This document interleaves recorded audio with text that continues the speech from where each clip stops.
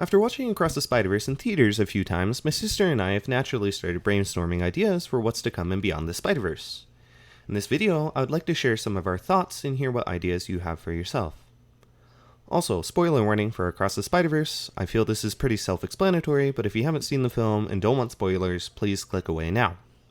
Anyways, on to theory number 1.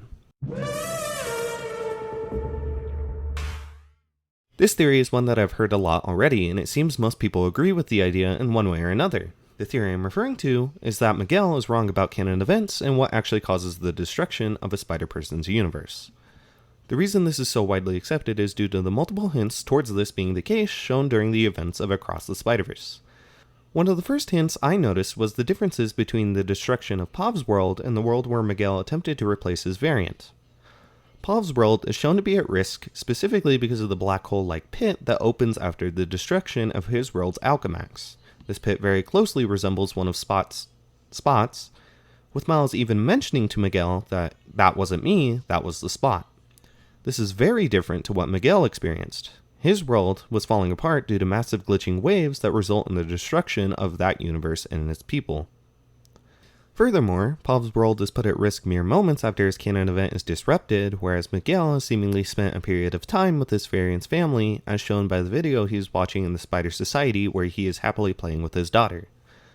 These inconsistencies lead me to believe that disrupting canon events isn't what results in a universe's destruction, or at the very least they aren't the only factor involved. I theorize that maybe just like a person's atoms don't like being in the wrong dimension, it goes the other way too. A universe doesn't like atoms from other dimensions.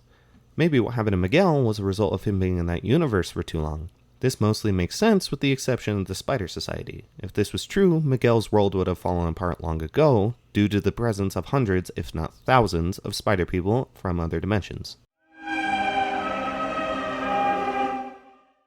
This theory needs some explanation. Towards the end of the movie, we see Miles sneak back into the Spider Society after luring the many spider people away in order to use the Go Home machine. The machine, of course, scans the DNA in Miles that's from Earth 42 and sets his destination to the wrong dimension. During this, Spider-Bite catches on to what Miles is doing and initially attempts to stop the machine. However, Miguel breaks through some glass and very aggressively begins to claw at the dome-like cage in order to reach Miles. After seeing how Miguel is acting, Spider-Bite decides to not shut down the machine and to let Miles escape. What makes this scene interesting is that multiple times throughout the movie it is established that all the main members of the Spider Society are very well aware that Miles is from Earth 1610. It's a bit strange to think that if Spider-Bite had a change of heart and wanted to help Miles that she'd send him to the wrong universe. I mean, she had to have been able to manually set his destination to 1610, right? So why didn't she? A plausible explanation is that in the chaos of the moment, she just didn't realize the Go Home machine had the wrong dimension for Miles. But what I think happened was that she was aware of Miles' destination. She sent him through anyway because she knew that if Miles was sent home to Earth 1610, Miguel would be right behind him. Knowing this, she let Miles go through to Earth 42 as a way of getting Miles away from Miguel for the time being.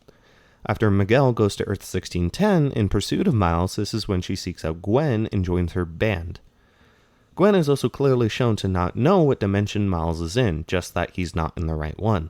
This could explain how they could locate Miles in Beyond the Spider-Verse with Spider-Bite telling her where Miles ended up. One of the biggest things that caught my attention my second time watching was the final scene of the movie. This scene shows Miles tied up to a punching bag in Uncle Aaron's apartment, much like Miles did to Peter B in Into the Spider-Verse. The camera specifically focuses on Miles' hands, which now have rubber gloves, preventing him from using his Venom ability. This is intriguing as this universe's Uncle Aaron and Miles, who I'll refer to as Miles G from now on, should not have any knowledge of Miles' abilities, meaning they should not know about his ability to produce electricity, which makes me wonder how they knew to put gloves on him. An explanation for this is that because there is no Spider-Man on this Earth, it began to glitch as now Miles G's canon events can't happen. This results in Spider-Man 2099 going to Earth 42 in order to prevent its destruction. Perhaps during his time here, he encountered Miles G and informed him about what happened to the spider from Earth 42 and the ability it gave 1610 Miles. Why would he do this? I'm honestly not sure. But we know that Miguel is not great at withholding information as he told Gwen his identity only seconds after claiming it was classified.